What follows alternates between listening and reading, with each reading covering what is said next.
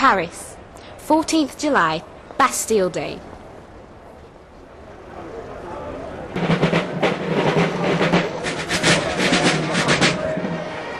Every year, all France erupts in celebration to remember one of the most famous events in French history, the 14th of July, 1789, the storming of the Bastille. The garrison fired down at us, and we saw several citizens falling dead close by. The crowd fired back, full of anger now, and called out for the destruction of that fearful prison and the death of its governor. The Bastille was a prison, with walls 100 feet high.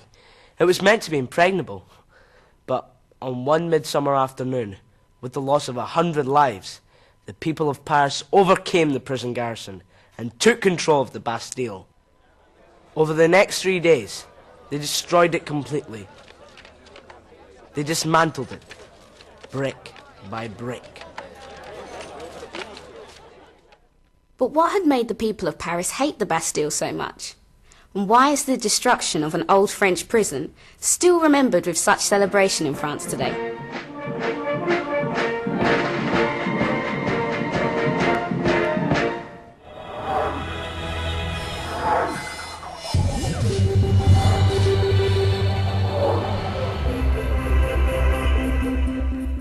In me cell, there was no furniture but an earthen pot.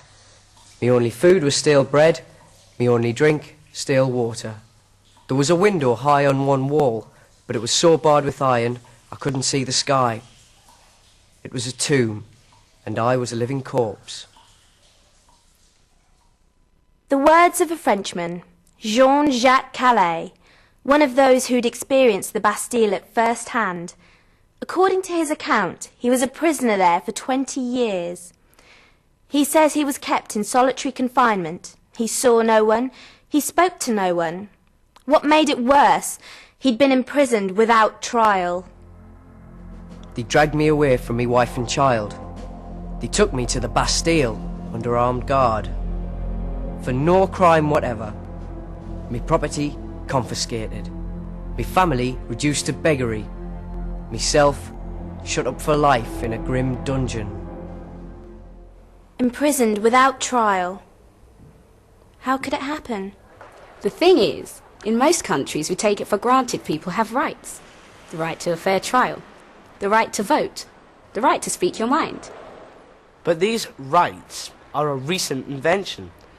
In France, the battle for human rights began in 1789.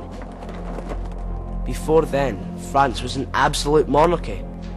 It meant all power was in the hands of one man, the king. The people had no say, they had no vote, no parliament to represent them. The king was the law, and if he wanted someone arrested, all he had to do was write a sealed letter, a lettre de cachet, and his police force did the rest.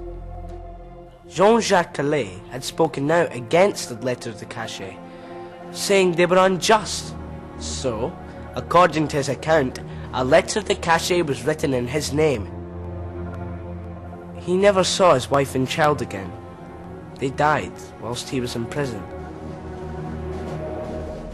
It was stories like Calais that stirred people's hearts against the Bastille. It became a symbol of everything most feared in the French political system.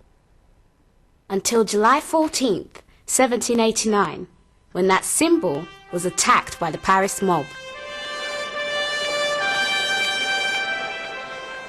Throughout that fateful month, the king's authority was being undermined by mass demonstrations. In turn, he'd surrounded Paris with troops. Anticipating a bloody confrontation, the Paris mob seized arms from here, Les Invalides, before marching off to the Bastille in search of gunpowder. The first Calais knew was a noise outside his cell. It was a voice shouting, "To arms! To arms!" Then I heard the firing of a musket, and another shout, "Vive la liberté! Liberty forever!" Calais' account can't be trusted. It's full of dodgy details. Historians aren't sure if it's authentic or not. But what he captures well is the excitement of that amazing day. The Bastille had been surrounded by a huge mob of ordinary people demanding its surrender. but the Bastile's governor, the Marquis de Launay, ordered his troops to open fire on the crowds. Chaos ensued as the two sides traded potshots, and then troops sympathetic to the crowd drew up a cannon. The governor panicked and lowered a drawbridge, and the crowd stormed the prison. Jean-Baptiste Humbert, a watchmaker, was one of the first inside. I made my way to the cannon that stood just above the drawbridge. My intention was to push it off its gun carriage and render it unusable. I placed my shoulder under the mouth of the cannon. At that moment I was shot in the neck and fell down senseless. In all, 98 Parisians were killed in the fighting.